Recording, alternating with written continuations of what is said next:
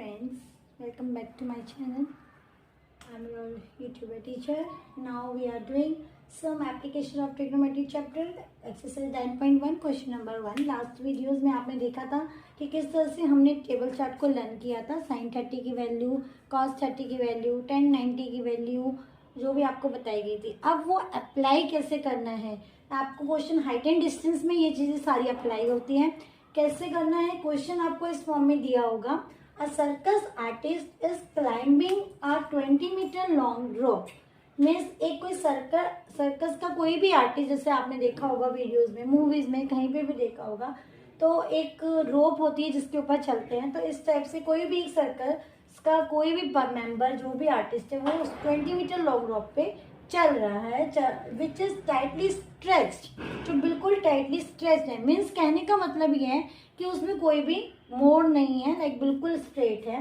And tight from the top of a vertical pole to the ground. Find the height of the pole if angle made by the rope with the ground level is 30 degree. Means अब आपको यहाँ पे सबसे पहले क्या करना होगा, mind में आपको एक पिक्चर सेट करनी पड़ेगी. आपने क्वेश्चन रीड करा, क्वेश्चन रीड करने के बाद आपके दिमाग में पहला क्वेश्चन क्या आया कि कोई भी एक लाइन है जिसके ऊपर सर्कस का कोई भी एक बंदा चढ़ रहा है, राइट. वो जो लाइन, जो एक रोप है, वो आपने एक सपोज स्लांटिंग में आपने उसको एज्यूम कर लिया. अब वो रोप हवा में तो नहीं लटकेगी ना कहीं तो बंधी हुई होगी. तो उसने खुद ही बोल दिया कि वर्टिकल पोल, ग्राउंड पे एक मतलब कहाँ पे वो बंधी हुई है, कौन सी. तो वर्टिकल पोल का मतलब हो गया, आपके दिमाग में सेट हो गया, ठीक है, खंबा आ गया, वर्टिकल पोल, राइट, ठीक है. आपने एक वर्टिकल पोल ड्रॉ कर लिया. अब वो जो जिस पे वो चढ़ रहा है, क्लाइंब कर रहा है, वो लिखा है stretch and tight from the top of a vertical pole. यानी यहाँ की एक टॉप से वो बंधी हुई है, टाइट हुई हुई है. और कहाँ पे बंधी हुई है, ग्राउंड पे. मीन्स यहाँ से ये इस तरह से एक ग्राउंड, ये आपका ग्राउंड लेवल हो गया. सपोज ये आपकी एक अर्थ का लेवल हो गया. तो यहाँ पर वो बंधा हुआ है और एक पॉइंट यहाँ बंधा हुआ है जिसके ऊपर वो चढ़ रहा है. मीन्स अब आपको पिक्चर में क्लियर हो गया है कि जो एक लंबी रोप है वो ये वाली है, राइट, जिसकी लेंथ उसने ऑलरेडी गिवन दी है क्वेश्चन में, दैट इज 20 मीटर. तो you have to first write, आपको उसको लेबल करना है ट्रायंगल को, जो भी व्हाटएवर यू वांट आप उसको लेबल कर सकते हो. हमने लेबल करा है, जनरली ABC की फॉर्म में होता है ABC. इस तरह से हमने फर्स्ट काम करा, ट्रायंगल ड्रॉ करा. इसमें 90 डिग्री ही बनेगा, मैं पहले बता चुकी हूँ. Height and distance trigonometry is applicable only for right angle triangle, और किसी ट्रायंगल में अप्लाई नहीं होगा. एक 90 डिग्री होना मस्ट है. ओके, तो ये आपका 90 डिग्री आपने देखा, ठीक है, पोल स्टैंड हुआ हुआ है, ये 90 डिग्री आपका प्लॉट हो रहा है. अब आपने क्या करा है, यस, इसकी लेंथ आपको गिवन दे रखी है. उसने कितनी दे रखी है, 20 मीटर रोप, जिसके ऊपर वो क्लाइंब कर रहा है. अब हमें क्या फाइंड आउट करना है, find the height of the पोल.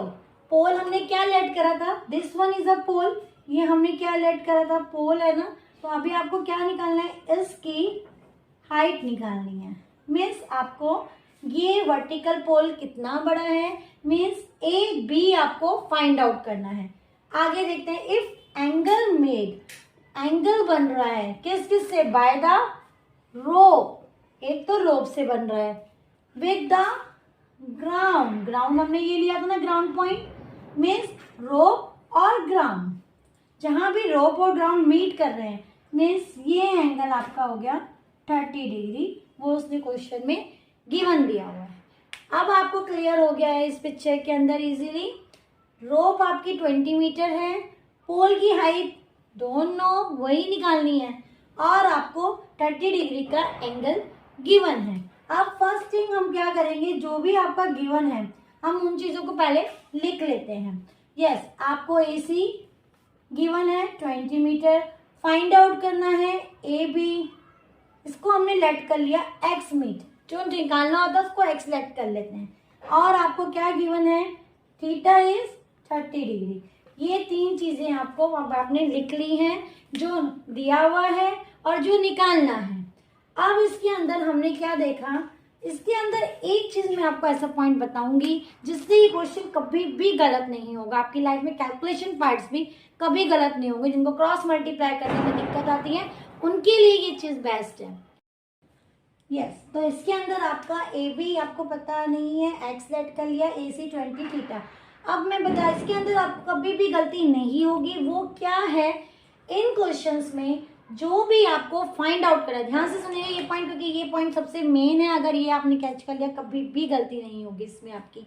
इसमें क्या करना है आपको, जो भी आपको लेट करना है, मीन्स आपको ए बी निकालना है तो ए बी, बी सी निकालना है तो बी सी, ए सी निकालना है तो A C, whatever you have to find out, उसको हमेशा ऊपर रखें। मीन्स आपको ए बी निकालना है, आपने ए बी पहले लिखा, और जो गिवन है उसको हमेशा नीचे रखें, ए सी। इससे कभी भी गलती नहीं होगी सॉल्व करने में, सॉल्यूशन निकालने में आगे। अब आपने देख लिया हमें क्या निकालना है, ए बी फाइंड करना है, pole of the height A B. A C आपको गिवन है, हमने उसको नीचे रखा। अब हम ये देखते हैं इसके अंदर इन ट्राइंगल जो हम लेके चल रहे हैं A B C, A B upon A C is what, कौन सा रेशियो है, बेस है, परपेंडिकुलर है, हाइपोटेन्यूज है, कौन सा है।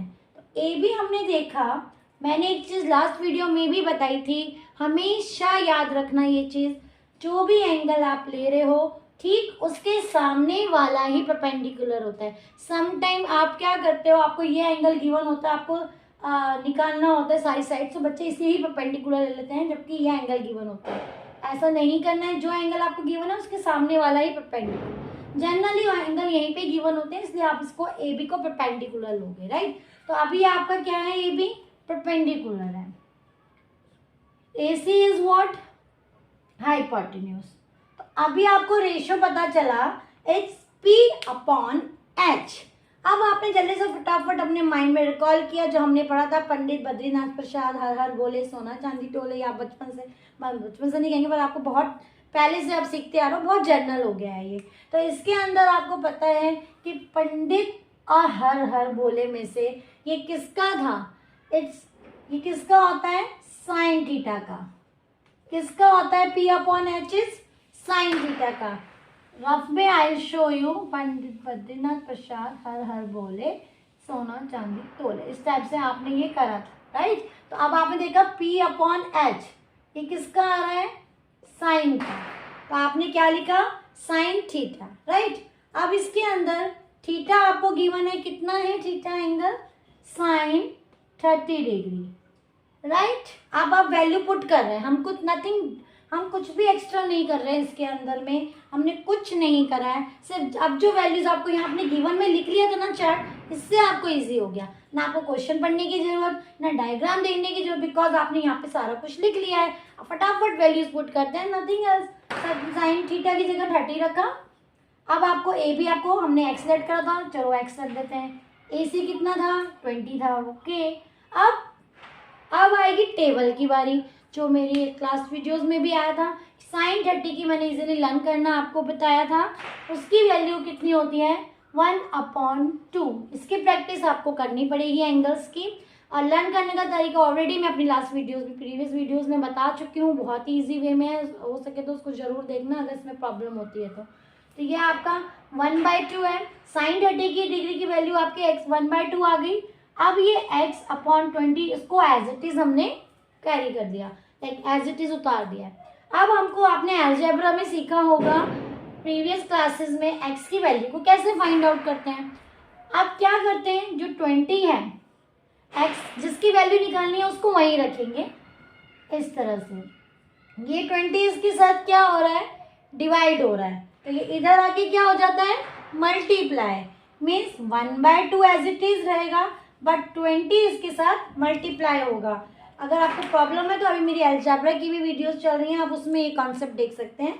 इसके अंदर क्या होगा, ये 20 इसके साथ डिवाइड हो रहा है, मैंने पहले भी बता चुकी हूँ वीडियोस में, इसमें आपको भी पता होगा ये चीज़ कि इक्वल के is just like a wall. अगर कोई भी इधर या उधर चीज़ होती है तो उनको एक पेनल्टी देनी पड़ती है, that is sign change, okay.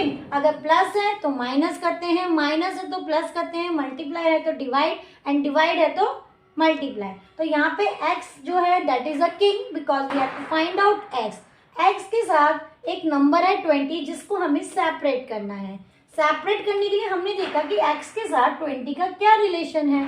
Okay, हमने देखा 20 तो उसके साथ डिवाइड हो रहा है, तो अब ये इधर वाली टीम में आएगा तो क्या हो जाएगा, मल्टीप्लाई, इसका बिल्कुल अपोजिट।